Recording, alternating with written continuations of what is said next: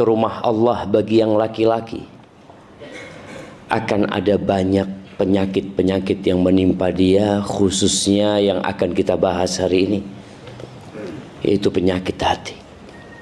Allahumma salli wa sallim ala abdika wa rasulika sayyidina wa maulana wa syafi'ina Muhammad wa ala alihi wa ashabihi ajma'in. Ya Allah, semoga salawat dan salam, berkah dan nikmat senantiasa Engkau curahkan untuk hamba kekasih-Mu, untuk baginda Nabi kita Muhammad alaihi salatu wassalam, untuk keluarga beliau, untuk istri-istri beliau, untuk putra-putri beliau, dan untuk seluruh sahabat Nabi. Semoga Allah meridhai kita bersama mereka. Amma ba'd. Siapa yang pernah sakit hati? Nah, iya, pernah sakit hati ya Pak. Sampai hari ini sakit hati. Ahibati fillah, ada satu hari harta yang kita kumpulkan tidak berguna. Kekuasaan yang kita miliki juga tidak bermanfaat. Relasi, kawan, tidak ada faedahnya. Kapan? Tatkala bumi ini berakhir, tatkala kita meninggal dunia, Allah Azza wa Jalla mengatakan yauma la yanfa'u malun wala banun. Pada hari di saat harta tidak berguna, anak-anak laki-laki juga tidak manfaat, illa man atallaha biqalbin salim, kecuali orang yang datang menjumpai Allah dengan hati yang selamat. Dulu kita di pondok itu belajar. Siapa yang pernah mondok? Banyak yang pernah mondok ya. Kita diajarin sebuah kata-kata, al-qalbus salim fil jismis salim. Dulu kita diajarin bahwasanya hati yang selamat itu adanya di tubuh yang sehat. Benar nggak? Kadang-kala kita lihat orang sehat nggak ke masjid, wah badannya keker. Pagi Ahad naik sepeda 30 kilo, masjid di sebelah rumahnya nggak nyampe. Ini badannya sehat, tapi hatinya nggak sehat. Atau memang dia nggak dengar panggilan hayya 'alas shalah. Boleh jadi. Jamaah rahimakumullah, Rasul sallallahu alaihi wasallam memberikan penjelasan kepada para sahabatnya tentang fungsi hati. Hati yang kita bicarakan jantung. Kita sedang berbicara al-qalbu, yang mungkin diterjemahkan dalam bahasa Indonesia hati. Sebenarnya al-qalbu dalam bahasa Arab itu apa artinya? Jantung. Cuma mungkin orang menerjemahkan dengan hati, yang dimaksud adalah hati sanubari yang ada di jantung, bukan hati liver yang biasanya orang kena penyakit liver ya. Enggak, ini kita bicara jantung sebenarnya. Rasulullah sallallahu alaihi wasallam mengatakan dalam hadis yang diriwayatkan Imam Bukhari dan Muslim, ala wa inna fil jasadi mudghah idza salahat salahal jasadu kullu. Sesungguhnya di dalam tubuh manusia itu ada satu organ yang kalau dia baik, semua tubuhnya baik. Tapi kalau dia rusak, semua tubuhnya rusak. Apa organ itu? Al-qalbu. Dan hati ini kondisinya memang membingungkan. Dia suka bolak-balik. Bagaimana ikhlas ketika itu adalah amalan hati. Seringkali kita harus berjuang dengan hati kita sendiri. Kita berdoa, ya muqallibal qulub, tsabbit qalbi ala dinik. Wahai yang membolak-balikkan hati, tetapkan hatiku di atas agamamu.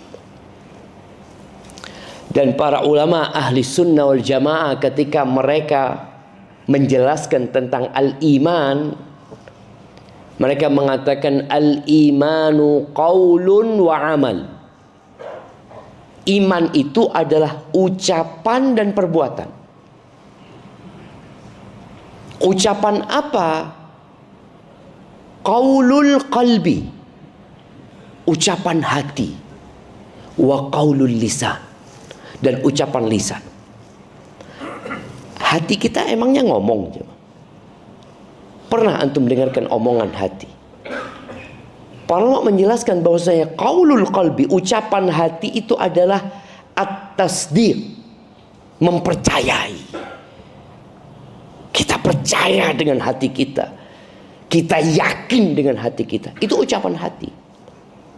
Qaulul lisan, asyhadu an la ilaha illallah wa asyhadu anna Muhammad Rasulullah. Itu seorang yang masuk dalam keimanan, hatinya harus percaya, lisannya harus mengucapkan. Kalau lisannya mengatakan asyhadu an la ilaha illallah wa asyhadu anna Muhammadar Rasulullah sallallahu alaihi wasallam, tapi hatinya tidak percaya, tidak ikut ucapannya lisan, apa namanya? Orang munafik. Orang munafik. Kenapa? Hatinya sakit nih. Allah Azza wa Jalla menceritakan tentang orang munafik ini, jamaah. Idza ja'akal munafiquna qalu nashhadu innaka la rasulullah wallahu ya'lamu innaka la rasuluh wallahu yashhadu innal munafiqina lakadzibun. Orang munafik itu kalau datang dia berbaiat dengan Nabi SAW mengatakan asyhadu annaka rasulullah. Benar beliau Rasulullah. Tapi orang munafik bohong. Tapi kondisi orang munafik dari fisiknya jangan ditanya. Apa kata Allah Azza wa Jalla, wa idza ra'aitahum tu'jibuka ajsamuhum wa yaqulu tasma' liqaulihim. Orang munafik itu kalau kau ngelihat, oh keren-keren jamaah. Takjub. Sahabat itu takjub dengan penampilan orang munafik. Kalau ngomong membuat orang terkesima. Padahal munafik. Dia pandai memutar balikkan fakta. Di surat Al-Baqarah ketika Allah menyebutkan tentang sifat orang-orang beriman, sifat orang-orang munafik, sifat orang-orang kafir, ternyata Allah sebutkan sifat orang munafik lebih banyak daripada orang kafir. Kenapa? Orang kafir jelas. Jelas hadza Nasrani, hadza Yahudi, hadza Majusi, hadza Konghucu, hadza Buddha, jelas mereka. Tapi munafik ini sholat di masjid ini. Ada nggak orang munafik di sini? Afwan. Ada nggak kira-kira masjid apa namanya? Al-Furqan. Oh, Al-Furqan itu masjid pembeda gitu kan. Emangnya orang munafik kalau ngelihat Al-Furqan nggak jadi masuk? Di Masjid Nabawi mereka sholat. Di Masjid Nabawi. Yang jadi imam tadi siapa? Ustaz Rahmat. Ustaz Rahmat yang jadi imam di Masjid Al-Furqan. Di Masjid Nabawi imamnya Nabi Muhammad SAW. Sholat mereka di belakang Nabi SAW. Ngomongnya bagus, penampilannya indah, munafik. Maka tadi tatkala kita bicara hati, kalau hatinya baik, semuanya baik. Ini omongannya yang baik. Omongannya yang baik, penampilannya yang indah, hatinya ternyata enggak. Maka iman dikatakan qaulun wa amal. Tadi qaulul qalbi wa qaulul lisan. Qaulul qalbi itu mempercayai. Qaulul lisan tadi syahadat. Amalul qalbi wa amalul lisani wa amalul jawari. Artinya hati itu beramal. Makanya kata para sahabat ketika menceritakan Abu Bakar Siddiq, Abu Bakar tuh amalannya banyak. Tapi kalau amalan di luar itu kan kelihatan. Berapa sodakohnya Abu Bakar, berapa sholatnya Abu Bakar. Abu Bakar berangkat haji, Abu Bakar berangkat jihad. Itu sahabat tahu gitu. Tapi para sahabat menceritakan Abu Bakar tuh bisa mengalahkan semuanya dengan sesuatu yang ada dalam hatinya, jemaah. Apa amalan hati, jemaah? Apa amalan hati? Nah, zikir mah amalan lisan. Subhanallah, subhanallah, lisan. Ikhlas. Terus apa lagi? Niat, cinta, takut, berharap, tawakal. Makanya tawakal itu amalan hati. Makanya kadang-kadang sama orang-orang ditabrakin sama nggak usaha gitu loh. Tawakal itu amalan hati. Usaha itu amalan fisik badan. Jadi jangan ditabrak-tabrakin. Jadi orang tawakal itu ya diem aja. Ya enggak. Ada perintah untuk usaha. Tapi hatinya percaya, yakin sama Allah. Dan menyerahkan sama Allah Azza wa Jalla. Lisannya mengucapkan Bismillahi tawakkaltu ala Allah. Itu lisan.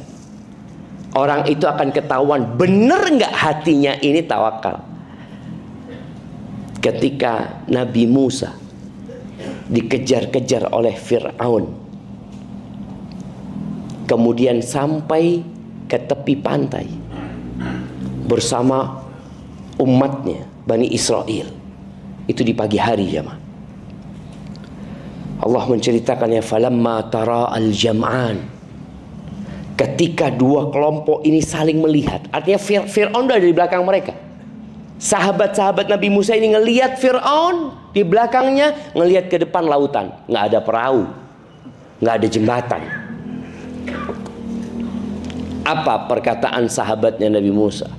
Qala ashabu Musa inna lamudrakun. Sahabat-sahabat Nabi Musa mengatakan, habis kita sudah, kita akan dibantai, kita udah ketangkap sama Fir'aun. Ini Fir'aun di sini.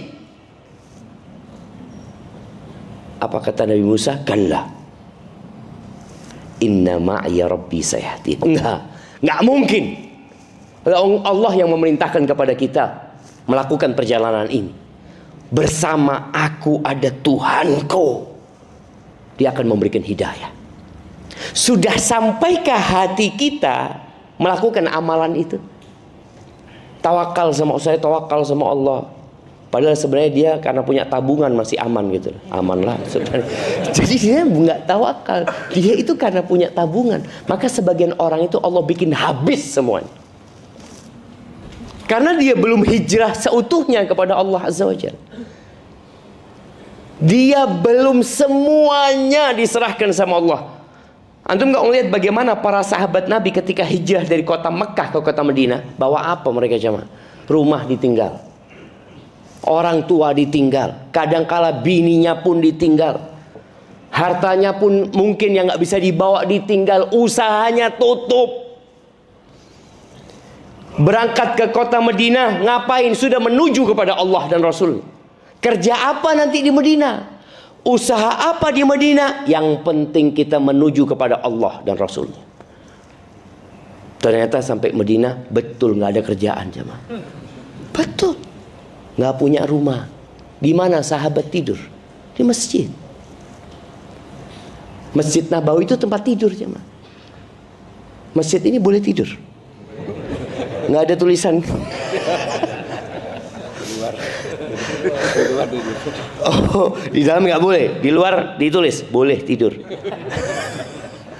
Wallah, di Masjid Nabawi itu tempat tidur. 80 sahabat tidur di sana. Bukan tidur sebentar, jamaah.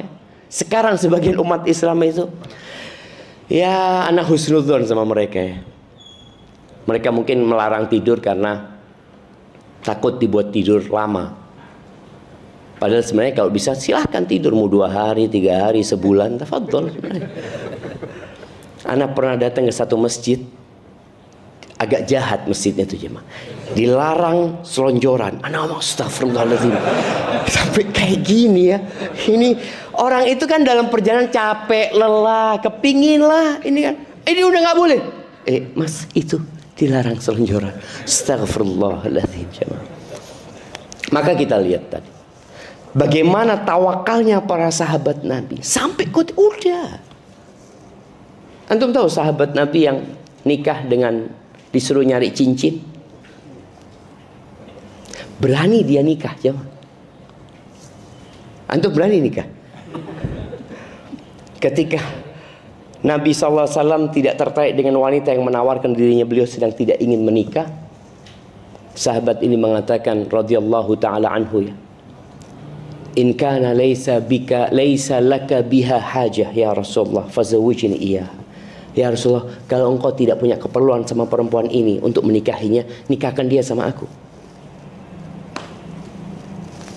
Bayangin ya, gimana sahabat ini mengatakan itu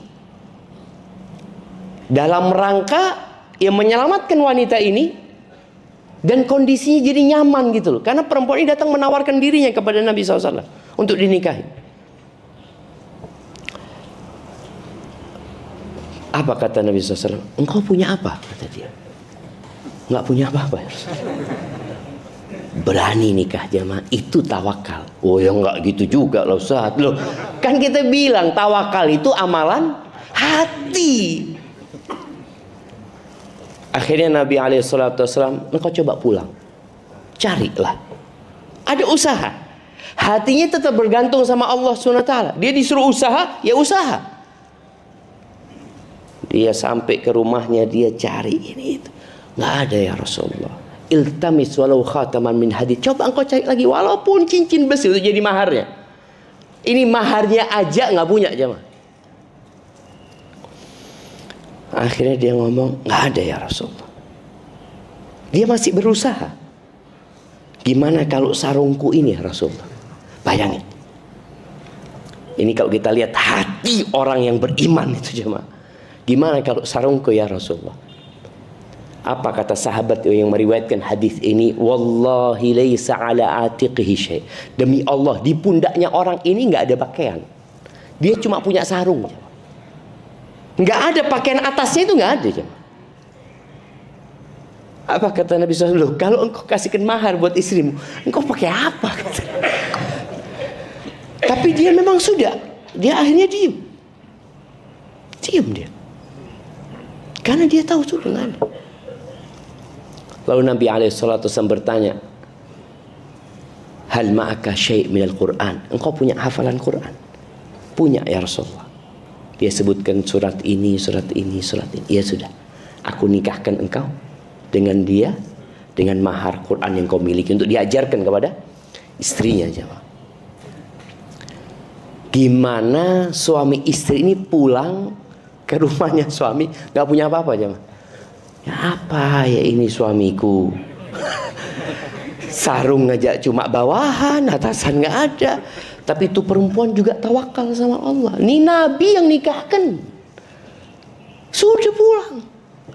Rizki kalau masih punya umur, berarti masih ada rizkinya. Ingat, rizki dan umur itu jalan bersama jemaah. Rizki dan ajal ya. Makanya orang itu kalau rizkinya habis, mati, walaupun masih punya rumah, walaupun di rekeningnya dia ada banyak duitnya dia. Kenapa? Ajalnya udah habis, berarti rizkinya udah selesai. Maka seringkali kita melihat ada orang-orang sebelum yang sakit parah, subhanallah ya. Kemudian tahu-tahu dia sebelum meninggal itu sehat ya, dia minta ini, minta itu, macam-macam sama anaknya, dikasih, bahagia anaknya. Ternyata habis dikasih mati. Iya, dia hendak menghabiskan rizkinya. Sudah selesai rizkinya, mati. Maka tadi kita bicara amalan hati. itu terkadang, bukan terkadang, seharusnya lebih besar daripada amalan raga. Cinta kita, rasa takut kita kepada Allah, ya, tawakal kita, niat tadi. Amalan lisan apa? Zikir. Siapa yang nggak bisa berzikir? Subhanallah, subhanallah, subhanallah, subhanallah. Apalagi orang kalau zikirnya pakai tasbih. Boleh zikir pakai tasbih. Menurut pendapat yang benar atau yang lebih kuat, boleh zikir pakai tasbih. Tapi nggak usah dibawa keluar rumah lah. Antum di rumah mungkin mau zikir banyak, zikir banyak pakai tasbih. Anak zikirnya Ustaz, ya mungkin anak biasanya salawat kepada Nabi alaihissalatu sampai pagi hari itu 1000 kali Ustaz umpamanya. Ya udah, mungkin dia mau ngitung di rumahnya. Takut orang kalau nggak ngitung zikirnya, dia kadang-kadang merasa sudah banyak. Allahumma sholli ala Muhammad wa ala ali Muhammad. Kayaknya udah 200 mana tuh? Belum ngitung. Tapi lebih utama berzikir dengan tangan kita. Nah, zikir itu amalan lisan. Jadi lisan kita beramal, walaupun kadang-kadang nggak nyambung sama hati. Kan ada orang yang zikir nggak nyambung sama hati. Antum habis sholat, apakah langsung connect sama hati antum ketika membaca subhanallah? Kadang-kadang enggak. Subhanallah, subhanallah, subhanallah, subhanallah. Baru mau 33, subhanallah, subhanallah. Baru mulai connect sama hati. Hatinya mulai merasakan kecintaan kepada Allah, pengagungan kepada Allah. Nah, itu yang akan dapat pahala lebih besar lagi nanti. Tapi orang ketika berzikir insya Allah tetap akan dapat pahala. Seperti baca Quran, itu amalan lisan. Maka berapa banyak orang baca Quran? Apa artinya? Allahu a'lam, tidak tahu anak. Tapi suruh baca, anak baca. Itu amalan lisan baca Al-Quran. Tapi ketika tadabbur Quran, itu amalan hati. Dia mulai mentadabbur Al-Quran. Dan Allah perintahkan, kitabun anzalnahu ilaika mubarakun liyadabbaru ayatihi. Agar ditadabburi ayatnya. Itu kitab diturunkan, dibaca dengan lisannya, dipandang dengan matanya, ditadabburi dengan hatinya. Tapi kemudian iman itu adalah amalan fisik kita. Jamaah rahimakumullah, kalau bicara hati, Abu Hurairah radhiyallahu taala anhu mengatakan al-qalbu malik. Hati itu raja. Wal a'dha'u junudu, raga kita semua ini adalah tentaranya raja. Fa idza tabal malik tabat junuduhu. Kalau rajanya baik, insya Allah tentara-tentaranya baik. Raja kalau minum, kira-kira tentaranya minum enggak? Ikut minum. Rajanya korupsi, kira-kira tentaranya ya ikut korupsi. Rajanya telat sholat subuh, tentaranya sholat duha.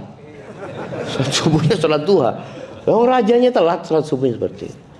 Artinya Abu Hurairah menggambarkan hati ini yang mengontrol semua fisik kita. Jadi kalau ada orang ini kadang-kala emak-emak ya menghadapi suami yang mungkin ya suaminya suka main game, dengar adzan masih main game. Istrinya mengatakan, "Bang, sudah azan." "Iya, emangnya aku tuli?" "Dengar aku lah." Kita lihat jamaah, dia dengar. Tapi telinganya yang dengar, hatinya nggak dengar. Berapa banyak orang yang mendengar dengan telinganya, tapi hatinya nggak dengar. Bagaimana memberikan nasihat kepada suami yang seperti itu? Loh, suamimu ini sedang sakit hatinya. Maka yang diobatin hatinya gitu. Jadi bukan ditarik-tarik atau diteriakin, enggak. Bagaimana ngobatin hati? Ini nanti kita akan bicarakan bagaimana cara mengobatin hati. Tapi Abu Hurairah ketika menggambarkan bahwasanya hati itu raja dan raga itu adalah tentaranya. Kalau rajanya baik, maka semuanya akan jadi baik. Wa idza khabusal qalbu, kalau hatinya busuk, khabusat junuduh, maka raganya, tentaranya semua akan jadi buruk. Jamaah rahimakumullah, penyakit hati ini ada dua. Ada penyakit yang rasa sakitnya langsung dirasakan. Langsung dirasakan. Makanya ada orang ngomong, ya Allah sakit hati anak. Dia langsung merasakan. Ulama mencontohkan rasa sakit hati yang seperti sakit fisik sebenarnya, yang butuh obat. Itu yang orang-orang berangkat ke psikiater. Itu ada sakit hati dia. Dikasih obat. Ada obatnya memang, obat fisiknya ada. Sedih, kecewa, itu sakit hati. Kemudian cemas, ada kekhawatiran yang berlebihan, itu sakit hati yang kadang-kala obatnya kemana? Ya ke dokter. Ada obatnya itu. Tapi juga bisa ke ustadz. Karena rasa sakitnya orang ini langsung merasakan, ya Allah saya nggak bisa tidur, kata dia. Kenapa? Nggak tahu, kalau saya mau memejamkan mata itu takut gitu ya, khawatir, was-was, dia ya Allah nggak enak. Ini penyakit bisa diobatin dengan dokter, tapi sejatinya ada obatnya dalam agama kita juga. Mengobati kecemasan, mengobati ketakutan, depresi, stres, itu sakit langsung dirasakan oleh fisiknya. Ditambah kurus badannya, makan jadi nggak enak, ada berasa. Tapi ada penyakit hati yang kedua ini, yang orang itu nggak merasa kalau dia sakit. Bahkan tadi kayak orang munafik, sehat, nggak merasa sakit. Kalau dikasih tahu antum sakit, naudzubillah, jangan suudzon sama anak. Allah mengatakan tentang orang munafik apa? Fi qulubihim marad. Di hati mereka ada penyakit. Fazadahumullahu marada. Allah tambahkan penyakit itu tapi nggak kerasa. Makanya ada orang tersesat itu sakit hatinya sebenarnya, tapi enggak sih. Alhamdulillah anak nggak minum obat apa-apa. Anak tidur enak, makan enak. Nah ini penyakit yang bahaya sebenarnya. Karena kalau penyakit yang dirasakan rasa sakitnya, insya Allah dia akan berobat. Makanya di antara doa yang diajarkan Nabi SAW itu tentang penyakit hati yang dirasakan itu, Allahumma inni a'udzubika minal hammi wal hazn. Ya Allah, aku berlindung kepadamu dari kecemasan dengan yang akan datang dan kesedihan dengan masa lalu. Karena orang kalau kena dua penyakit ini, apa yang akan terjadi? Dia nggak produktif. Apabila dia seorang istri, dia biasanya tidak akan menjalankan tugas-tugasnya terhadap suami, anak-anaknya. Karena dia sedang, aku sedih gitu loh. Iya engkau sedih, tapi ada anak-anakmu ini. Karena ada orang yang ditinggal mati oleh suaminya. Kalau tinggal mati suami kadang-kala seneng dia, nggak sakit hati. Alhamdulillah ya Allah. Ada suami-suami yang memang ditunggu mati sama istrinya. Antum kan nggak merasa. Ada perempuan-perempuan yang curhat sama anak-anak, kepingin dia mati. Ngomongnya poligami. Allah, anak doakan mati dia sebelum poligami. Dan ada loh seorang wanita yang ngatakan sama anak, Ustaz, anak hampir dipoligami Ustaz sama suami anak terus doa minta sama Allah, alhamdulillah mati dia. Dicabut doanya sama Allah, nggak sempat poligami gitu. Iya tadi ada orang yang sakit hati sehingga dia nggak produktif. Kalau dia sedih kemudian dia baca Quran, ya, dia dapat obatnya tuh. Dia cemas kemudian dia banyak berzikir, karena dengan berzikir hati akan menjadi tenang sebenarnya, dia akan merasakan kebahagiaan. Tapi tadi ada penyakit yang orang itu nggak berasa kalau dia sakit. Nggak ada sesuatu beban dalam hidup dia. Dia nyaman aja. Seperti orang-orang kafir. Mereka dengan kekufurannya nyaman. Bahkan mereka membela kekufuran mereka. Bagaimana cerita Nabi Ibrahim dilemparkan ke api sama kaumnya. Selamat dari api neraka keluar. Kaumnya ada yang beriman? Nggak ada. Cuma Nabi Lut alaihi salam. Bagaimana Nabi Nuh alaihi salatu wassalam. 950 tahun berdakwah. Tapi karena kaumnya merasa tidak sakit, maka mereka merasa nggak perlu sama Nabi Nuh. Tapi kalau sedih, cemas, orang kadang perlu dibawa ke psikiater. Ini gimana orang ini jadi seperti yang dulu. Tapi ada penyakit yang tidak dirasakan atau tidak menimbulkan rasa sakit di hati. Seperti apa jamaah? Seperti kebodohan, seperti kemunafikan, seperti keraguan dengan agama. Dan penyebab penyakit hati ini banyak. Yang pertama adalah kebodohan, al-jahl. Makanya zaman sebelum Islam itu disebut zaman apa? Jahiliyah. Karena orang kalau sudah ditimpa kebodohan ini, maka semua penyakit hati itu akan mudah masuk kepada dia. Dia dengar orang ngomong seperti ini, percaya. Ingat PKI. Bagaimana? Kenapa kita bicara PKI? Kenapa jemaah? Karena ini bulannya PKI. Iya betul. Iya kan? Ya tinggal 8 hari lagi. Bagaimana orang-orang itu Muslim loh jemaah. Mereka kalau bicara secara agama, sebagian mereka Muslim. Tapi bagaimana mereka membela pemikiran komunis pada waktu itu? Karena dianggap sama mereka inilah yang bisa membuat rakyat merasakan kesejahteraan. Lupa bahwa Allah sudah turunkan Al-Quran. Tidak perlu kita pemikiran-pemikiran Karl Marx atau pemikiran siapa. Allah sudah turunkan Al-Quran dan Allah utus Nabi Muhammad SAW. Engkau mau cari petunjuk di mana? Maka orang kalau sudah bodoh, dia akan membenci kebenaran.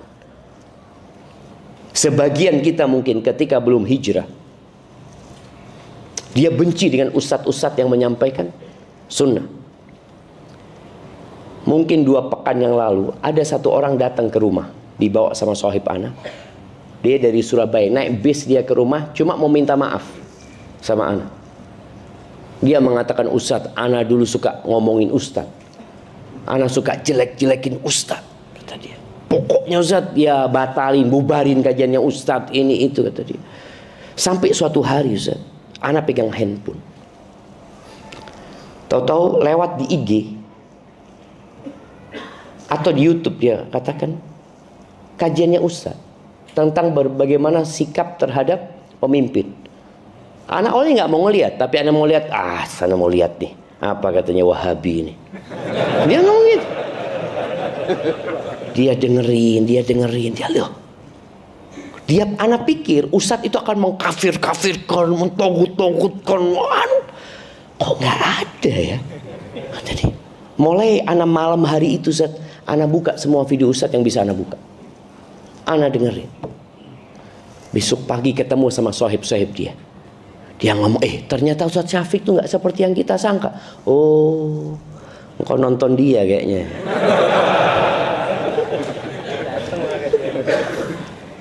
Di situ jemaah. Kebodohan ini memang membuat orang membenci. Bagaimana orang-orang musyrikin itu berusaha membuat orang-orang tidak kenal dengan Nabi Muhammad SAW. Mereka katakan Nabi Muhammad adalah SAW penyihir, orang gila, terus dukun, paranormal, pendusta. Pokoknya dikasih nama-nama yang buruk supaya orang ini nggak mendengarkan. Sampai ada satu orang kafir, orang musyrik yang lagi umroh, ketika dia masuk Mekah, udah dikasih tahu sama orang-orang Quraisy, hati-hati ya, di tempat kita ada satu orang penyihir. Engkau dengar omongannya langsung kau tersihir sama dia. Oh gitu. Namanya Tufail bin Amr ad-Dawsi. Itu Tufail pasang kapas di kupingnya. Karena kebodohan dia. Dia tawaf ya, dia tahu orangnya, oh itu Muhammad namanya sallallahu alaihi wasallam. Setelah dia tawaf ini, terus dia mikir, aku ini kayak orang bodoh kata dia. Masa aku pasang kapas di kupingku kata dia. Aku ini tahu mana yang baik dan mana yang buruk kata dia. Aku mau dengar dari Muhammad SAW. Akhirnya dia datang kepada Nabi Muhammad SAW. Apa sih yang engkau tawarkan ini apa? Nabi membacakan Al-Quran sallallahu alaihi wasallam, membacakan hadis-hadis Nabi sallallahu alaihi wasallam, langsung masuk Islam. Maka kita harus berjuang melawan kebodohan. Kenapa ayat yang pertama turun? Iqra.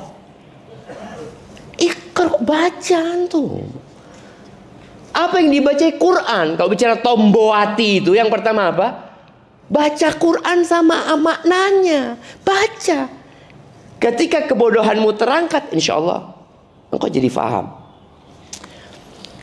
Berapa banyak di antara kita yang sampai hari ini beranggapan riba itu boleh. Riba yang nggak boleh itu rentenir. Iya. Kalau ada seorang anak yang kerja di bank konvensional, tahu-tahu dia mau resign, ngomong sama orang tuanya. Apa kata orang tuanya? Engkau ikut aliran apa nak? Langsung dianggap menyimpang. Karena kebodohan mereka bertahun-tahun melihat sesuatu yang buruk baik, sesuatu yang mungkar ma'ruf buat mereka. Kok tahu-tahu muncul satu orang mengatakan nggak boleh, maka dia akan menentang hal itu.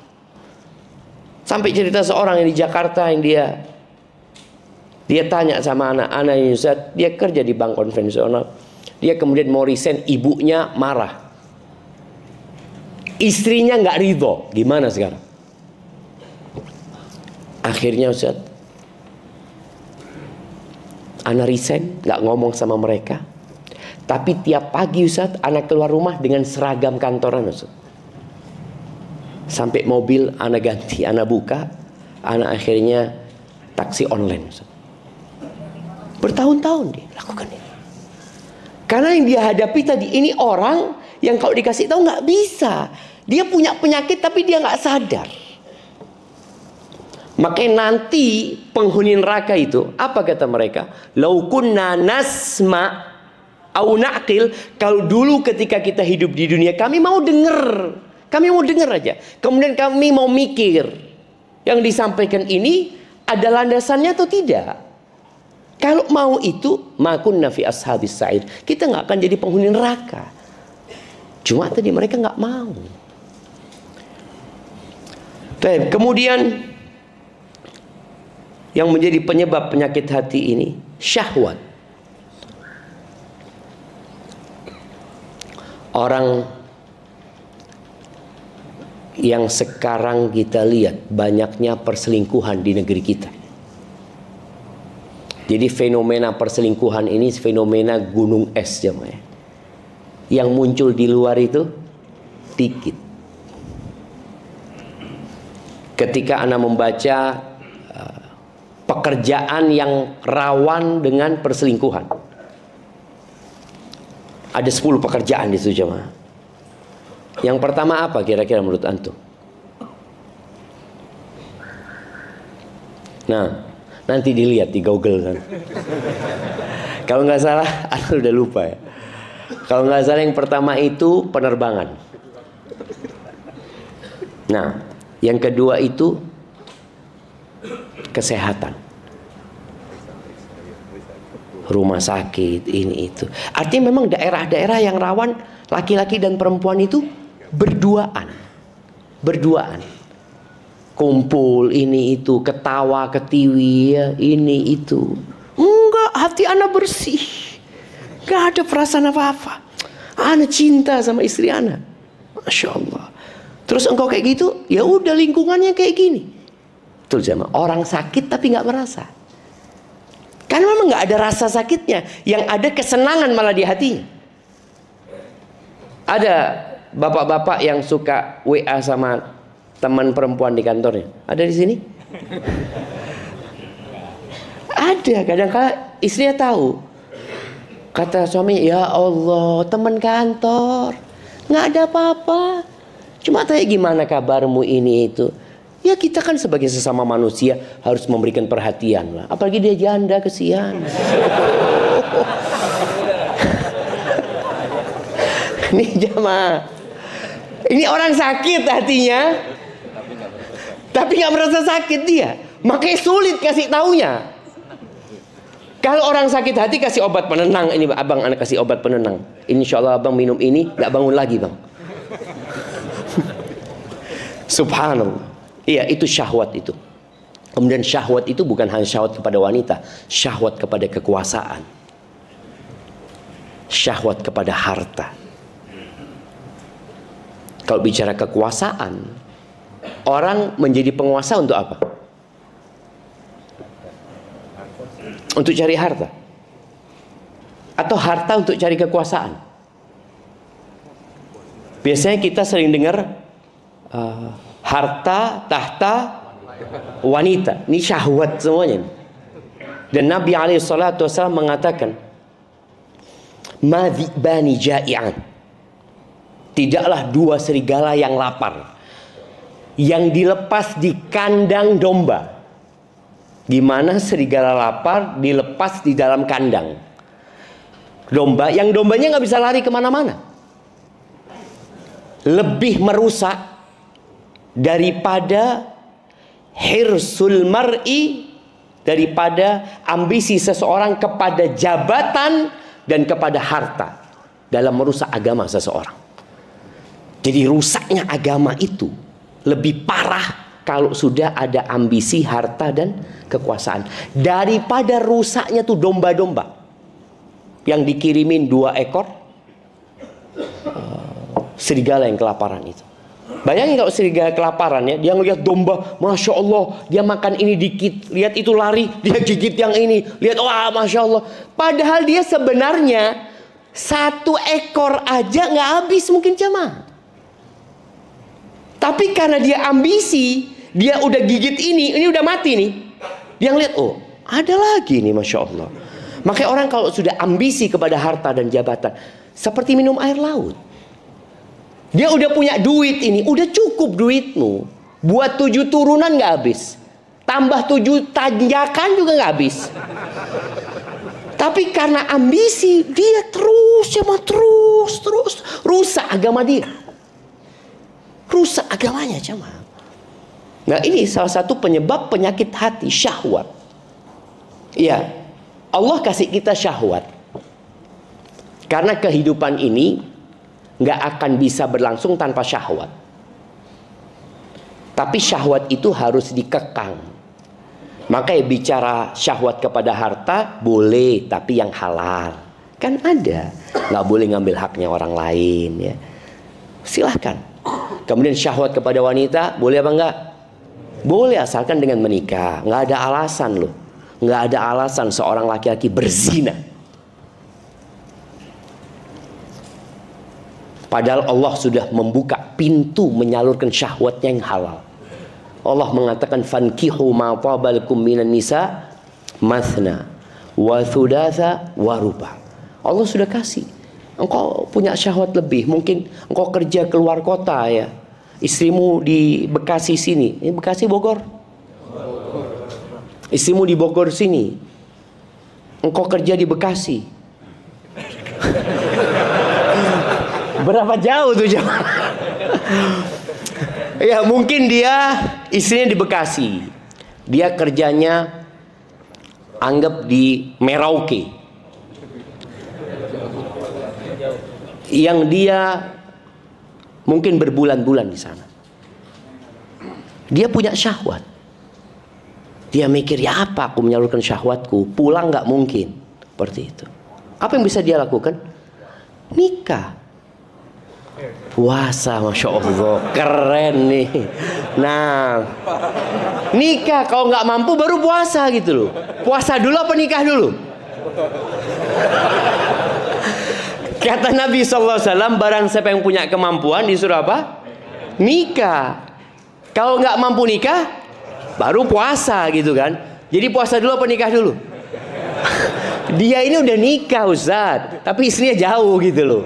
Ya mungkin puasa, betul. Tapi ketika nggak mampu, karena terus terang ada di tempat-tempat daerah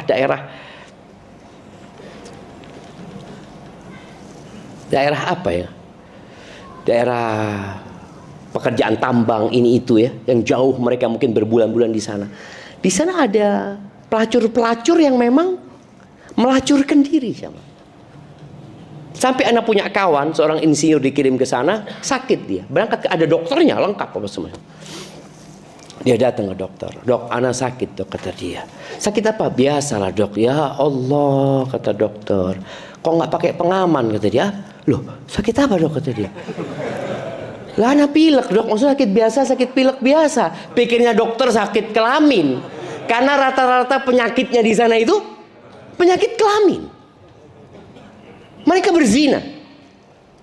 Karena mereka berpikir kalau kawin lagi, aduh Zat, kawin lagi ruwet Ustaz. Belum menghadapi mertua, menghadapi kakak ipar, menghadapi istri, sayang sama anak-anak. Aduh enggak Ustaz, enggak, sudahlah. Asallah kalau punya keinginan salurkan dikit, nanti tobat sama Allah. Na'udzubillah. Memang betul, ketika seorang melangkah ke tempat yang halal, berjuang dan berkorban. Orang kalau cuma berzina, dia punya uang 100 juta.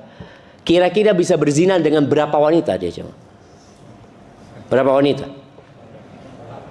Berapa kira-kira? Ya tergantung tarifnya Ustaz, gitu kan. Kalau yang tarifnya sejutaan dapat 100 wanita. Bayangin coba. Tapi dengan uang 100 juta mungkin dia bisa menikah dengan satu wanita. Dia menikah dengan satu wanita, tapi ruwetnya bertahun-tahun. Betul, Nabi SAW istrinya 9. Antum pikir tenang-tenang Nabi SAW? Oh, piring pecah di rumah Nabi SAW. Piring pecah. Sallallahu ala Nabi SAW. Jadi ingat, jangan sampai syahwat antum, karena antum berpikir menyelamatkan rumah tangga. Ya, anak-anak nggak mau nikah lagi lah.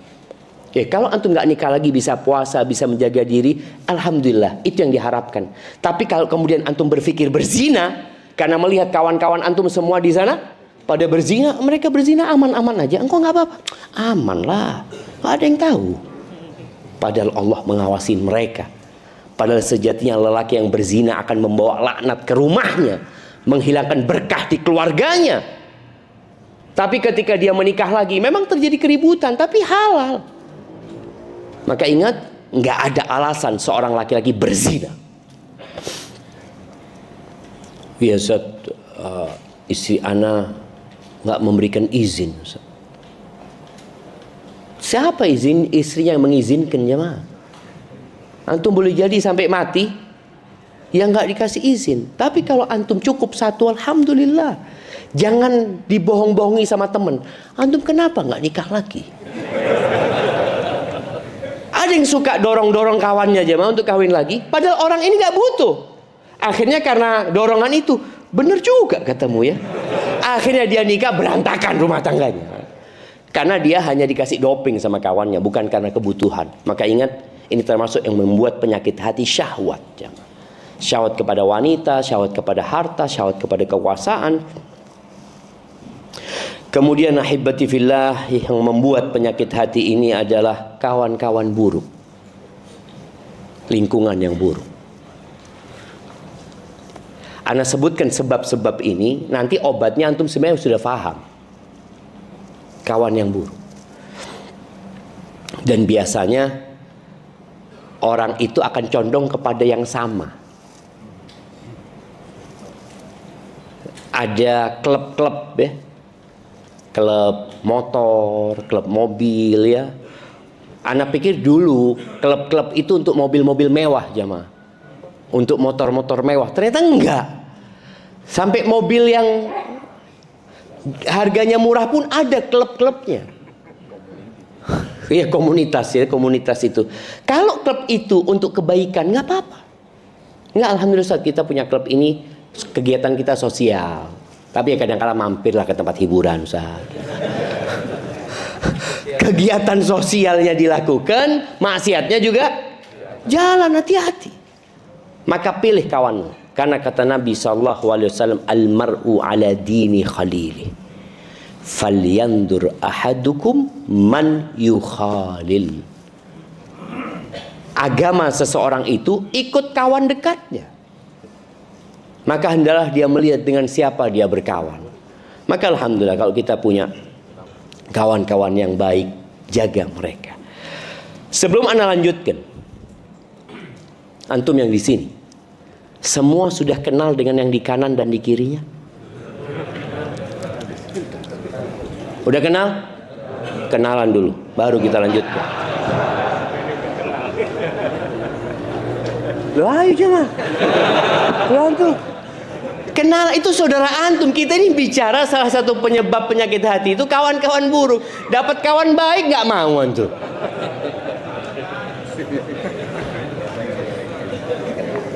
Bentar lagi anak akan tes, anak akan tanya, anak akan tunjuk, anak akan tanya, dia kenal nggak dengan yang kanan? Tanya siapa namanya, dari mana, apa pekerjaannya. 3. Sudah? Nah, anak tunjuk sekarang untuk membuktikan. Oh, masih ada yang tanya, Masya Allah. Nah, yang pakai kacamata, antum. Iya. Iya. Yang di kiri antum? Oh. Belum kenal. Salaman doang, kenalan. Coba kenalan lagi siapa? Dari mana?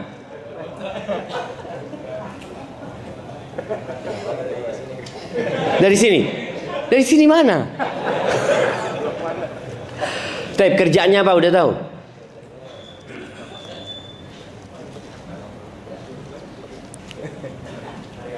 Oke, istrinya berapa? Tanyain. Jemaah kita ini sering datang kajian, tapi kita kayak sendirian. Iya, datang. Habis gitu pulang aja udah. Padahal disinilah kita berusaha mencari kawan baik yang menjaga hati kita. Boleh jadi tukar nomor handphone ya. Suatu saat nanti ketika ada kajian dilihat, engkau kok nggak datang kajian? Lama aku nggak ngelihat sama kamu. Inilah yang dibutuhkan kawan-kawan baik ya mah, yang mengingatkan kepada kebaikan. Kita tuh kalau sama kawan pemain bola, sama-sama suka bola, masya Allah ya mah. Antum lihat bagaimana solidnya pendukung bola itu. Kalau Jakarta apa namanya? Jackmania gitu kan. Itu solid banget mereka cuma. Seperti itu. Mereka berangkat kemana, nonton ini itu, naik mobil, susah mereka siap. Ada juga termasuk yang anak takjub ya, dengan kesolidan klub Vespa. Iya, Vespa butut itu, ada temennya mati berhenti semuanya ya mah. Bagaimana? Loh, kenapa kalau ada temennya yang hatinya sakit, dia nggak lagi datang kajian? Siapa yang akan membawa dia? Maka di sini kita perlu kawan-kawan baik. Selain kawan baik itu juga punya syafaat kelak pada hari kiamat. Mungkin dia akan ingat kita ketika dia masuk surga. Kemudian lihat mana fulan yang biasa kajian sama ana di Masjid Al-Furqan. Kok nggak kelihatan? Mungkin dia minta sama Allah supaya antum dikeluarkan dari api neraka. Maka tolong, itu termasuk yang merusak hati. Kawan-kawan yang buruk. Kemudian memperbanyak hal-hal yang mubah. Itu termasuk merusak hati. Seperti apa? Banyak tidur, banyak makan. Kan ada orang yang kerjanya kulineran terus. Ya kuliner sana, kuliner sini, macam-macam dia kemana-mana. Waktunya habis untuk perjalanan saja, jemaah. Ada orang yang makan nasi goreng di Dago di Bandung. Makan nasi goreng, ya apa? Kaki 5 nih, zen. Pulang lagi sudah ke sini. Loh, gitu doang. Iya. Antum lihat bagaimana orang-orang melakukan hal-hal yang mubah, kelebihan, yang akhirnya hati jadi sakit. Nonton bola boleh nggak? Boleh, tapi kebanyakan nonton bola, jadi nggak kajian antum. Kenapa? Kalau kajian, kajian ngantuk Ustaz. Kalau nonton bola semangat. Itu berarti sakit hati antum. Di tempat obatnya hati, antum males. Di tempat penyakit hati, antum semangat. Sehat, banyak ngobrol. Sekarang ini adanya kafe-kafe yang kadangkala orang duduk cuma beli kopi, ngobrolnya 3 jam. Kajian 1 jam sambil tidur masih. Jadi kajiannya cuma 1 jam, udah selesai, alhamdulillah. Jadi kadangkala orang itu tadi, hati ini kalau sudah sakit jamaah, dia akan merasakan kenyamanan dengan kemaksiatan, kenyamanan dengan hal-hal yang mubah, tapi hal-hal yang diperintahkan dia jadi nggak nyaman. Maka tolong tadi berusaha untuk mengurangin lah hal-hal yang mubah ini. Handphone ini juga boleh punya handphone, boleh sekali-kali antum matikan handphone dari pagi sampai besok, supaya antum merasakan, ya Allah, tenang ya. Tenang jemaah. Tapi ada orang yang subhanallah nggak bisa lepas dari handphone. Dia beli power bank yang paling besar ya. Ternyata power banknya habis jemaah. Dia beli kabel 7 meter. Pokoknya bagaimana dia terus terkoneksi dengan sesuatu yang sebenarnya nggak ada manfaatnya buat dia. Ada sebagian orang yang nggak berani matikan handphonenya ketika mau tidur. Nggak berani. Takut ada rezeki, Ustaz. Allahu Akbar. Nolak rezeki kan nggak boleh, Ustaz. Berusaha kita jemaah. Boleh pegang handphone. Anak-anak saja harus dibatasi pegang handphone. Oh ya kan anak-anak Ustaz belum ngerti, Ustaz. Kalau kita bapak-bapak alhamdulillah udah paham. Faham apa? Kita kadangkala juga menyusahkan anak dan istri kita. Sampai ada seorang keluarga yang mengatakan kita punya bapak itu al-hadirul ghaib, kata dia. Al-hadirul ghaib. Ada bapak. Bapaknya ada itu, kata dia. Ngapain? Nggak tahu. Kita lihat bapak kita. Diajak ngobrol nggak nyambung. Maka usahakan ketika makan handphone nggak dibawa. Anak ngomong sama istri anak, kalau nyuapin anak, makan sama anak, jangan nonton sesuatu apapun. Kan banyak orang sekarang nonton sambil makan. Anak ngomong enggak. Ini kesempatan ibu menjalin komunikasi dengan anaknya. Sambil makan, cerita, ngobrol, bermain, ini itu. Bukan dikasih tontonan, anaknya nonton, emaknya nonton. Udah bisa kasih makan lagi, nonton lagi emaknya. Jangan. Maka berusaha aja. Ahibati fillah. Ya, kalau bicara itu sebab-sebab orang yang sakit hati. Tandanya orang yang sakit hati itu dia sudah tidak lagi mengingkari kemungkaran. Bahkan dia nggak nyaman dengan ketaatan. Dia kalau berada di grup, contoh nih ya, ada grup, lalu ada yang kirim urusan agama, mengingatkan sholat subuh umpamanya. Langsung, ini grup bukan urusan agama ya. Ini grup urusan sepak bola. Iya, benar-benar dia itu nggak mau ada agama. Ini tanda orang sakit. Ketika ngobrol masalah agama, dia seperti ikan yang keluar dari air. Benci dengan hukum-hukum agama. Jadi kalau sudah bicara syariat, aduh syariat lagi. Apa obat sakit hati ini? Sebagian ulama menyebutkan ada banyaklah obat sakit hati ya. Ada 5 tombok hati yang mungkin sering kita dengar ya. Itu ucapan salah satu dari ulama. Yang pertama adalah qiraatul Quran bitadabbur. Membaca Al-Quran dengan tadabbur. Maka lihatlah orang-orang yang sakit hati. Biasanya dia baca Quran, tapi dia nggak mentadabburi. Atau dia memang nggak pernah baca Quran. Maka nasihat ana, jangan sampai antum memejamkan mata di malam hari kecuali sudah baca Quran. Dengan tadabbur, walaupun 1 ayat. Kalau bisa 1 lembar. Antum baca 1 lembar, antum baca artinya, antum renungkan, sudah tutup. Insya Allah kalau tiap hari antum baca Al-Quran 1 halaman, bukan 1 lembar ya, 1 halaman, Berapa tahun hatam? 2 tahun insya Allah hatam jemaah. 2 tahun hatam. Nanti ketemu lagi. Tapi jangan sampai ada hari berlalu antum nggak baca Quran. Tolong baca Quran sama ditadabburinya. Antum akan rasakan nikmatnya. Sampai Utsman bin Affan mengatakan, "Lau tahurat qulubukum ma syabi'at min kalami rabbikum." Kalau hati kalian bersih, kalian tidak akan pernah puas baca Al-Quran. Sedangkan kita sekarang ini masih terbebani dengan baca Quran. Mau baca 1 juz aja, ya Allah, buka lagi, tinggal berapa halaman ya? Nanti beda halaman, lihat tinggal berapa halaman, ya Allah, kok nggak selesai kata dia. Antum bisa lihat bagaimana Imam Syafi'i di bulan Ramadan hatam Al-Quran 60 kali jemaah. Anak mikir, ya opo ya, gimana mereka bisa seperti itu? Ternyata hati masalahnya. Lu waktunya Ustaz, Allah kasih berkah di waktu ketika orang baca Al-Quran. Utsman bin Affan diriwayatkan bagaimana dia pernah sholat witir 1 rakaat masuk ke Masjidil Haram. Dia mulai dengan baca Al-Baqarah, ruku ketika membaca An-Nas jemaah.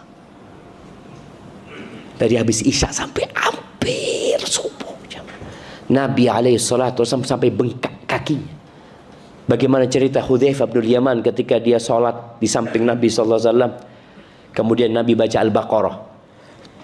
Rakaat pertama ini udah Al-Baqarah, pikirnya Hudzaifah, ya mungkin 100 ayat ruku. Ternyata 100 ayat lanjut jemaah. Oh mungkin sampai selesai Al-Baqarah. Selesai Al-Baqarah masuk ke surat An-Nisa, disebutkan di sana. Sampai katanya Hudzaifah, aku punya niat nggak benar sampai waktu itu. Kepingin niat mufarokoh, dia meninggalkan Nabi SAW. 1 rakaat baca Al-Baqarah, An-Nisa, Ali Imran, 5 juz lebih. 1 rakaat. Kita kalau terawih berapa juz di sini Ustaz? Terawih? Kurang dari setengah. Berapa rakaat? 11 rakaat kurang setengah juz jemaah. Bayangin antum. Ini Nabi alaihissalatu 1 rakaat 5 juz. Gimana kalau 11 rakaat? Belum lagi rukunya itu hampir sama dengan berdirinya. Ingat ini sholat sunnah. Kalau sholat wajib, imam harus memperhatikan makmumnya. Kalau sholat sunnah, oh fadol, boleh mau ikut, boleh enggak, seperti itu. Makanya banyak orang kalau sudah imamnya panjang, besok diganti imamnya. Mana imamnya sudah ganti? Ya, yang pertama baca Al-Quran dengan mentadabburi. Usahakan. Kita setelah dengar kajian ini sudah bikin kesepakatan dengan diri kita. 1 hari 1 halaman sama artinya, paling enggak. Yang kedua, puasa. Ngurangin makan, jemaah. Ngurangin makan. Karena memang banyak makan itu membuat orang ya jadi lemes, jadi malas bergerak. Maka hendaklah puasa sunnah paling tidak 1 bulan 1 kali. 1 kali. Pernah ada sahabat Nabi SAW yang tanya sama Nabi SAW, ya Rasulullah, ajarin aku tentang puasa. Sum yauman min kulli syahr, kata Nabi SAW. Puasalah 1 hari dalam sebulan. Kata sahabat ini, ya Rasulullah, aku mampu lebih dari itu. Sum yaumain. Akhirnya Nabi SAW mengatakan, puasalah 3 hari dalam sebulan. Itu seperti puasa 1 tahun. Artinya kalau tiap bulan 3 hari, 3 hari, 3 hari, 3 hari. Dan sebaik-baiknya amalan itu yang berkesinambungan walaupun sedikit. Karena ada orang yang puasa Ramadan kemudian nggak pernah ketemu puasa lagi udah. Kecuali Ramadan. Makanya orang-orang yang nggak pernah puasa itu ketika masuk Ramadan hari pertama apa yang terjadi? Balas dendam dia aja mah. Balas dendam. Karena dia nggak terbiasa. Makanya kita lihat ya. Orang kalau sudah makan beli takjil, jangan makan, beli takjil. Hari pertama semua dia beli. Dia taruh di meja makan. Allah Akbar, ada kolak, ya, ada ini, ya Allah, lihat jam, ya Allah. Kalau bisa dia telepon ke masjid. Gak bisa adanya disegerakan, Pak. Artinya dia nggak terbiasa, biasakan sebulan sehari. Jadi orang yang nggak pernah puasa sunnah usahakan sehari sebulan. Itu termasuk tombol hati, jangan. Nanti kalau sudah setahun alhamdulillah antum istiqomah mungkin bisa ditambah 3 hari. Alhamdulillah bisa istiqomah ditambah Senin Kemis umpamanya. Semua sesuai dengan kemampuan. Tapi paling endah kita punya amalan puasa dalam setiap bulan. Taib. Yang ketiga, wa qiyamul lail. Salat malam. Paling sedikitnya witir sebelum tidur. Jadi antum salat isya berjamaah di masjid, pulang kalau takut umpamanya nggak bangun, udah salat witir. Nabi SAW mewasiatkan kepada Abu Hurairah radhiyallahu anhu untuk tidak tidur kecuali salat witir. Sudah salat witir. Jadi salat malam antum. Tapi yang mampu lebih lah. Umpamanya enggak, aku mau salat sebelum subuh. Ya alhamdulillah, lebih utama sepertiga malam akhir. Tapi ketika tidak mampu, udah sebelum tidur. Yang penting istiqomah. Paling enggak 3 lah antum. Walaupun witir boleh 1, antum ambil 3. Kalau memang antum males, ya bacanya nggak usah panjang-panjang. Karena ada orang yang mulai awal sholat malam, kan boleh sholat sunnah buka Quran kan. Awal pertama sholat malam langsung baca Al-Baqarah. Kan katanya Ustaz Nabi baca 5 juz, ana coba. Akhirnya besok nggak sholat lagi antum. Enggak, pelan-pelan lah. Pelan-pelan. Yang penting istiqomah dulu. Paling enggak sebelum tidur 3 lah. Kalau bisa sebelum subuh lebih baik. Kemudian yang keempat, berdoa di waktu sahur. Ini akhirnya bangun malamnya kalau bisa di akhir malam. Jadi sebelum subuh antum beristighfar, mohon ampun sama Allah Azza wa Jalla dan berdoa. Allah mengatakan tentang penghuni surga, kata Allah Azza wa Jalla, wa bil ashari hum yastaghfirun. Di waktu sahur mereka itu istighfar. Kita lihat ya di negeri kita, bukan negeri kita, di banyak negeri sebenarnya. Ketika bulan Ramadan di waktu sahur itu malah banyak tontonan yang membuat orang lupa dengan sifat penghuni surga. Dia pikir puasa itu sahur, yang penting sahur makan. Enggak, sahur itu ada barokah.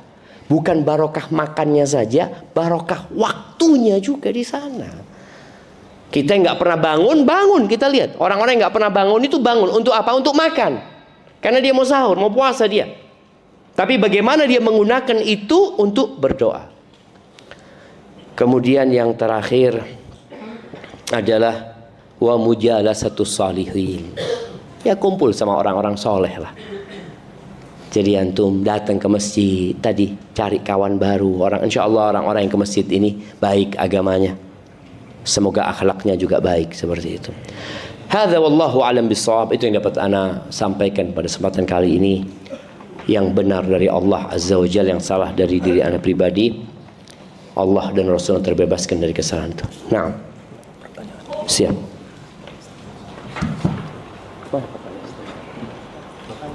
Oh, tanya jawab. Bismillah. Siap. Bismillah.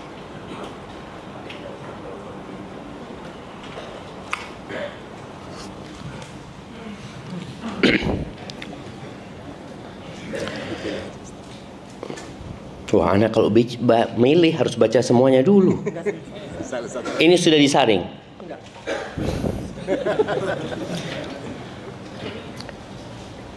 Assalamualaikum warahmatullahi wabarakatuh. Afwan Ustaz, izin bertanya. Saya seorang ibu tunggal dengan 3 anak. Yang dimana 3 tahun ini saya mengalami perjuangan yang begitu berat. Berbagai macam ujian yang saya alami. Tapi Ustaz, sejak full saya berjuang sendiri, ada kalanya saya suka tidak terima dengan kehidupan saya yang sekarang.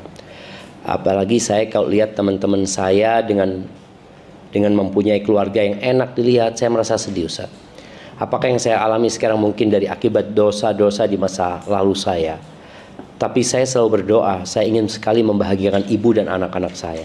Yang kebetulan ibu saya yang udah sepuh dan sekarang tinggal dengan saya. Dan Ustadz, apakah saya pantas Ustadz yang pendosa ini berdoa minta sama Allah untuk mendapatkan jodoh yang saya inginkan? Sedangkan bisa dibilang iman dan ketakwaan saya masih di ujung kuku. Dan bagaimana Ustadz menghilangkan rasa sakit di hati dengan ujian yang saya alami?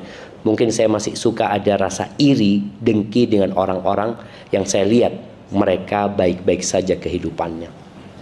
Masya Allah jamaah. Iya. Yang pertama, Ana ingin menyampaikan kepada ibu yang bertanya ini, engkau nggak sendirian. Semua orang yang ada di sekitarmu juga memiliki ujian. Cuma ada di antara mereka yang pandai menyembunyikan masalah mereka dengan senyum di bibir mereka. Ada orang-orang yang punya masalah, tapi kita melihat kayaknya bahagia dia. Mungkin kalau engkau letakkan telingamu di tembok rumah mereka, engkau akan dengar mereka juga punya masalah. Kenapa? Karena hidup ini adalah masalah. Oleh karena itu ada sebuah athar, sebuah cerita tentang Dzulqarnain. Ketika dia mau meninggal dunia, dia itu kirim surat sama ibunya. Dia tulis surat sama ibunya, dia mengatakan kepada ibunya, ini raja Dzulqarnain. Dia kata, "Ummah, engkau undang semua orang-orang sekampung. Engkau bikinkan makanan yang enak sekali. Lalu engkau nanti bacakan suratku kepada mereka." Sudah diundang orang-orang ini, dikasih makan yang enak, tapi kan belum dipersilahkan sama tuan rumahnya.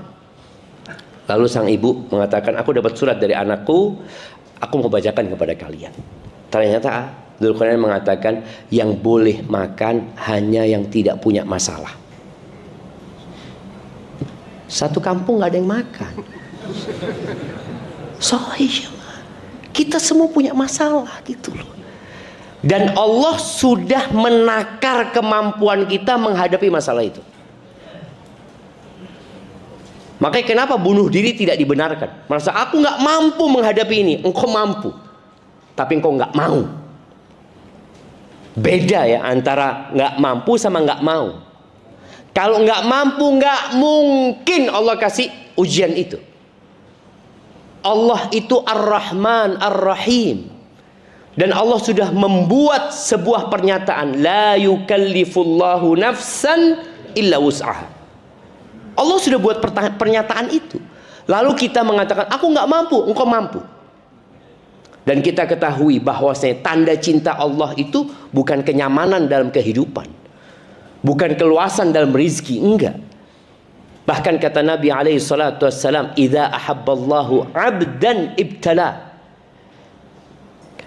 Kalau Allah cinta sama hambanya, Allah kasih bala dia. Coba.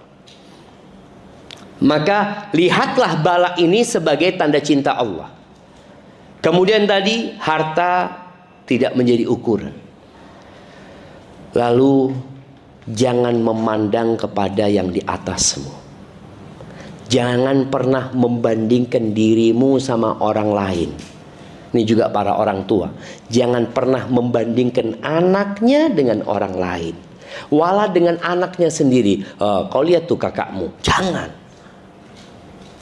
Kau lihat, Masya Allah tuh anaknya tetangga kayak gini. Jangan. Kenapa? Engkau telah menanamkan kebencian dan kedengkian di diri anak itu.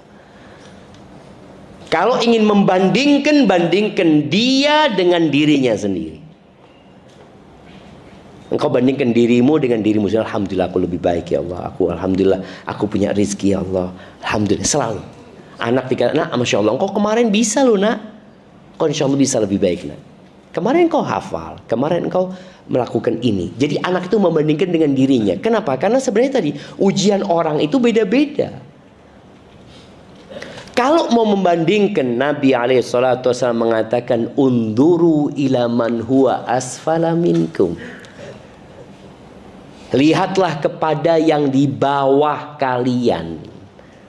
Wala tanduru ila man huwa fauqakum. Jangan melihat kepada yang di atas kalian. Fahuwa ajdaru an la tazdaru ni'matallah alaikum. Karena ini lebih pantas buat kalian dan akan membuat kalian tidak meremehkan nikmat yang Allah berikan kepada kalian. Nih perempuan yang tadi cerita, kalau dia bandingkan dirinya dengan orang yang buta, dia akan tahu nikmat Allah Azza wa Jalla. Kalau dia bandingkan dengan seorang wanita yang ditinggal sama suaminya, kemudian dia stroke, dia akan tahu. Ternyata ya Allah banyak nikmat Allah sama aku. Engkau punya anak, Alhamdulillah. Ada orang-orang yang gak dikasih anak sampai mati. Dikasih harta, dia keliling ke sana, kemari. Gak dikasih anak. Allah kasih anak sama engkau. Maka jangan pernah membandingkan dirimu sama yang di atasmu. Sekali-kali datang ke tempat-tempat bencana, datang ke rumah sakit yang terapi stroke, datang ke sekolah orang-orang buta. Kita akan tahu, ya Allah, nikmat-Mu banyak ya Allah. Cuma memang manusia ini, kata Allah, wa qalilun min ibadiyas syakur, sedikit dari hambaku yang pandai bersyukur. Dan ingat, kehidupan dunia ini adalah untuk beramal. Semua kesenangan akan berakhir, tapi nanti di akhirat semua kesusahanmu akan dijadikan pahala kalau engkau sabar. Kemudian yang menjadikan orang itu kaya adalah hatinya, bukan hartanya. Makanya kata Nabi SAW, laisal ghina an kathratil arab. Kaya itu bukan dengan banyaknya harta benda, dengan banyaknya aset, bukan. Walakinnal ghina ghinan nafs. Kaya yang sebenarnya itu kaya jiwanya. Dia selalu mengatakan, alhamdulillah, alhamdulillah ya Allah, Engkau berikan kepada aku yang tidak diberikan kepada orang lain, kepada yang di bawah dia maksudnya. Dan orang kalau sudah punya kaya jiwa itu qanaah ya. Apa kata Imam Syafi'i? Sebelum ucapan Imam Syafi'i, ucapan Nabi SAW. Nabi mengatakan alaihi salatu wassalam, irda bima qasamallahu lak takun aghnan nas. Ridholah engkau dengan apa yang Allah bagikan untuk dirimu. Jangan lihat ke sana, untuk dirimu. Takun aghnan nas, engkau akan jadi orang paling kaya. Makanya kata Imam Syafi'i, idza kunta dza qalbin qanu'in fa anta wa malikud dunya sawa'u. Kalau engkau punya hati yang qanaah, engkau dengan raja yang memiliki dunia ini sama. Bukan sama presiden ya. Enggak, presiden enggak punya apa-apa. Dia cuma punya gaji apa. Ini raja yang semua tanah di negerinya milik dia. Engkau sama dia. Dengan cara apa? Hatinya qanaah. Maka perbanyak istighfar, memohon ampun kepada Allah Azza wa Jalla, dan selalu berbaik sangka sama Allah. Allah itu lebih sayang sama kita daripada orang tua kita. Allah itu lebih sayang sama kita daripada pasangan hidup kita. Ketika Allah memberikan cobaan itu, berbaik sangka sama Allah. Lalu kalau bicara, pantaskah orang itu meminta jodoh yang baik? Loh, minta yang terbaik sama Allah. Kalau minta itu jangan setengah-setengah. Sampai kita yang banyak dosa pun kalau minta surga, minta yang paling tinggi. Tapi jangan Allahumma inni as'alukal firdausal a'la, sholat telat-telat. Ya enggak lah. Seorang yang punya target yang besar, maka dia harus berjuang lebih besar lagi. Barakallahu fikum. Oh, ini kok mati jemaah. Oke. Assalamualaikum tim dan ustadz. Bukan buat antum jamaah ya. Padahal seharusnya assalamualaikum aja gitu loh, supaya jamaah juga dapatlah. Waalaikumsalam warahmatullahi wabarakatuh. Mohon izin bertanya. Saya anak perempuan pertama yang memiliki 3 adik. 2 tahun belakangan ini orang tua saya perang dingin, Ustaz. Bahkan ibu saya sempat kena penyakit jantung yang saya curigai karena beliau banyak pikiran. Ini tadi ada penyakit yang memang sakit, dirasakan. Belakangan ibu curhat bahwa salah satu penyebab keributan adalah ibu saya menemukan bapak saya ternyata penyuka sesama jenis. Alhamdulillah min dzalik ya. Dan memiliki seorang selingkuhan. Karena berat sekali bagi saya menerima kenyataan tersebut, dan yang paling saya kasihani yaitu ibu saya.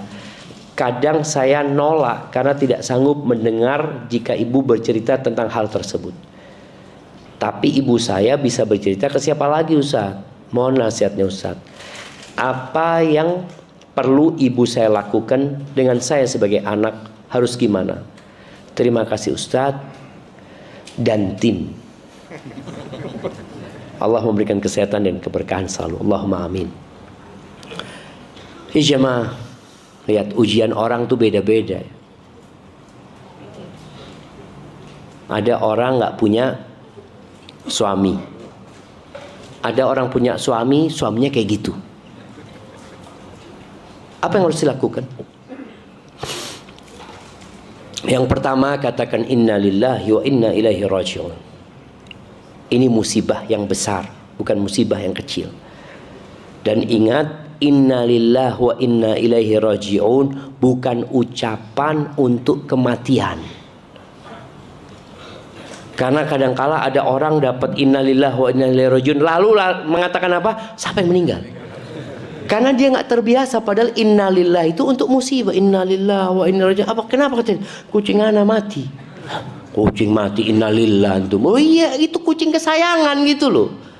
Dia sedih gitu dengan kematiannya. Motornya hilang, innalillahi wa inna ilaihi raji'un. Sakit ini itu, kecelakaan, kebakaran, apa aja musibah yang menimpa. Karena Allah katakan wabasyiris sabirin, berikan kabar gembira kepada orang-orang yang sabar, alladzina idza asabathum musibah, yang mereka kalau kena musibah. Musibahnya apa? Allah sebutkan di ayat sebelumnya. Kelaparan. Lapar itu musibah, rasa takut, kekurangan harta, di PHK, kehilangan pekerjaan, gagal panen.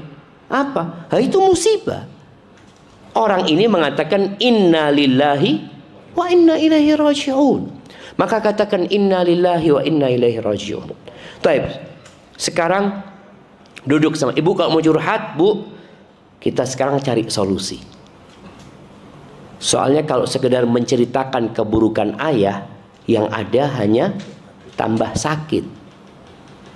Karena ada orang yang ingin menceritakan keburukan orang lain dalam rangka memuaskan dirinya, padahal dia tidak akan pernah puas. Maka cari solusi. Duduk sama ayah. Kalau nggak bisa ngomong sama suami, tulis surat. Ada orang-orang yang sakit yang perlu diobatin. Dan kita tahu homoseksual ini penyakit. Cuma kondisinya ada dua. Nah, seperti penyakit hati dia. Ada yang dia sakit dan dia tahu kalau dirinya sakit, dia ingin berobat. Maka yang seperti ini insya Allah bisa diusahakan untuk sembuh. Tapi ada orang yang homoseksual ini, tapi dia merasa normal. Karena sekarang ada propaganda LGBT supaya dianggap sesuatu yang normal. Akhirnya dia merasa nggak apa-apa kayak gini. Oh, ini kalau seperti ini mungkin gugat cerai, itu solusinya. Tapi apabila suami tahu, iya, tapi gimana aku? Alhamdulillah, berarti ada keinginan untuk berubah, bertobat. Ajak suaminya untuk berubah. Bisa jadi datang ke dokter, konseling sama dia, atau datang ke ustadz yang memberikan arahan. Kalau nggak bisa ngomong sama suami, tulis surat sama suami. Kadangkala ada suami yang nggak tahu kalau istrinya tahu. Ada istrinya yang nyimpan itu jemaah. Padahal istrinya tahu. Dan doa ya, minta sama Allah Subhanahu wa taala. Ana ingat dengan seorang wanita yang telepon sama ana. Dia ngomong, "Ustaz, ana ini sudah nikah 7 tahun, Ustaz. Tapi ana nggak pernah disentuh sama suami, Ustaz. Ternyata belakangan ini ana tahu kalau suami ana homo. Ana kasih nasihat dia, kemudian ana katakan coba berangkat ke psikiater ini itu. Apa kata perempuan ini? Ana psikiater, Ustaz."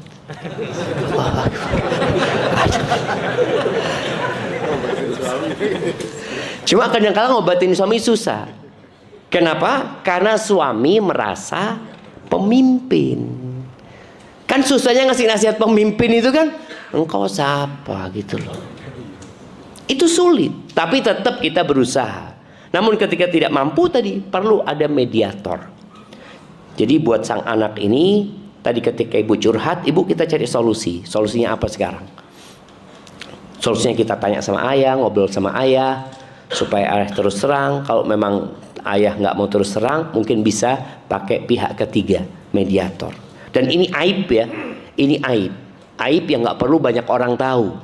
Cukup ustadz itu aja umpamanya, atau kita tadi mediator itu orang yang bijak, yang bisa ngobrol sama suami, ngasih tahu suami.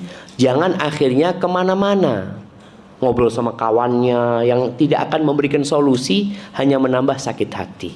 Sambil terus didoakan ya. Barakallahu fikum.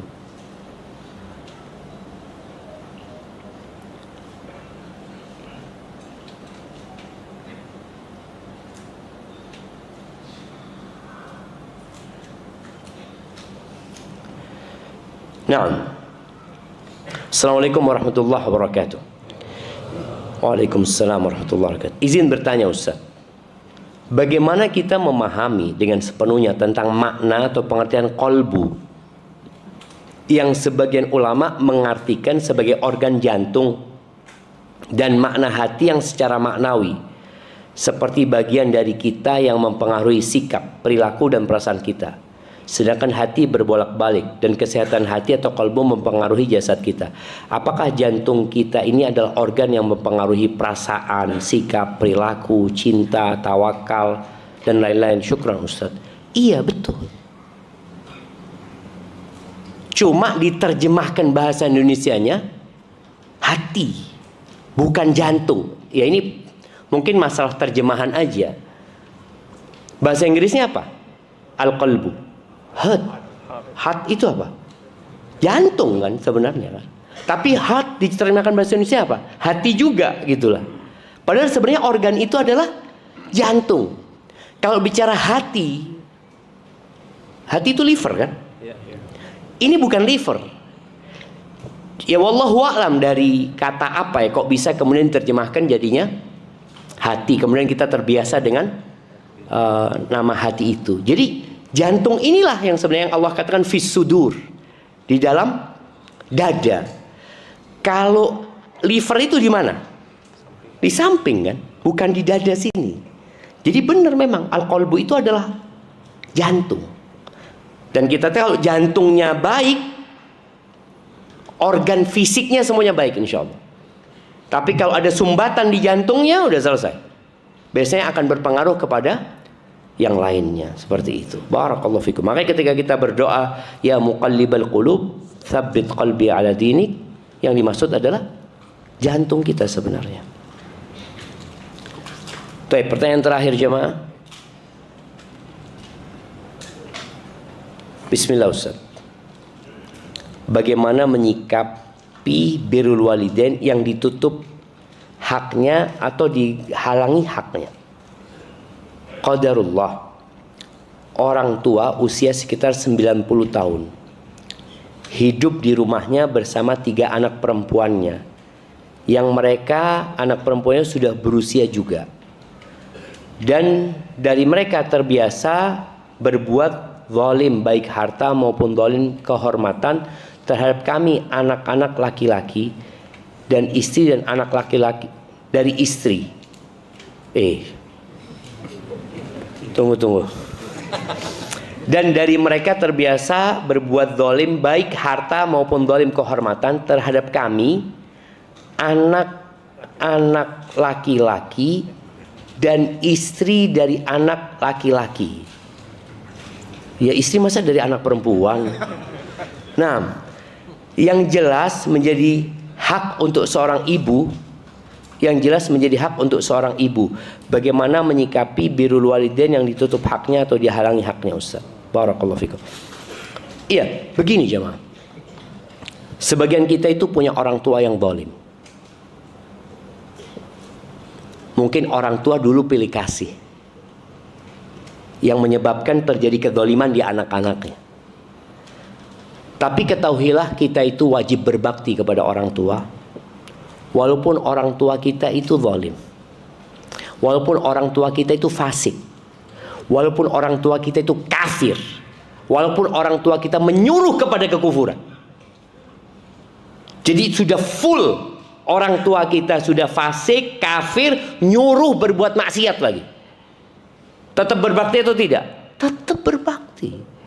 Allah katakan, wa in jahadaka ala an tusyrika bi ma laysa laka bihi ilmun fala tuti'huma.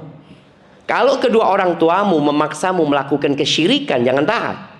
Jangan taat. Tapi tetap berbakti. Wasahibhuma fid dunya ma'rufa, dampingi keduanya di dunia dengan cara yang baik. Nah, sekarang nih anak nggak bisa berbakti sama bapaknya karena dihalangi oleh perempuan-perempuan itu. Apa yang harus dilakukan? Boleh jadi mereka khawatir engkau mempertanyakan masalah harta waris. Maka sampaikan kepada mereka, udah, antum nggak usah ribut dengan harta waris. Antum katakan kepada kakak-kakak perempuan, udah, aku nggak ngurusin itu. Aku pengen berbakti sama orang tua. Datang sama orang tua, ngobrol sama bapak. Pak, gimana urusan warisan, Pak? Jangan. Antum ini katanya mau berbakti, tapi masih memikirkan urusan warisan. Karena bapaknya masih hidup kan? Jangan. Sudah, antum benar-benar mencari surga. Dan itu pintu surga antum. Tapi kalau ternyata dihalangi dan nggak bisa, ya udah antum berusaha berbakti sama orang tua itu kadang-kadang nggak harus ketemu, tapi mendoakan. Antum kirimkan sesuatu buat orang tua. Antum juga berusaha memperbaiki hubungan dengan kakak-kakak mungkin tadi yang zalim umpamanya. Antum perbaiki hubungan dengan mereka. Karena jamaah menghadapi setan itu nggak bisa dengan kebaikan. Karena setan itu dari asalnya sudah buruk. Maka kita disuruh a'udzubillahi minasyaitonirrajim. Tapi kalau menghadapi manusia yang menjahati kita, apa kata Allah? Idfa billati hiya ahsan. Balaslah keburukan itu dengan yang lebih baik dari kita. Fa idzal ladzi bainaka wa bainahu adawatun ka'annahu waliyyun hamim. Permusuhan yang ada nanti bisa jadi hilang jemaah. Jadi persahabatan yang sangat dekat sekali. Hadza wallahu a'lam bishawab. Alhamdulillah jamaah, utang ana lunas. Ana sudah sampai ke Masjid Al-Furqan ini dan ada tetangga ana di Jember yang tinggal di sini. Dia sering datang ke rumah minta, ayo Ustaz, ayo ya Allah, utang ini. Sampai Abah ana ngomong, Syafiq, berangkat. Siap Abah. Taib jazakumullah khair. Subhanakallahumma bihamdika asyhadu an la ilaha illa anta astaghfiruka wa atubu ilaik. Wassalamualaikum warahmatullahi wabarakatuh.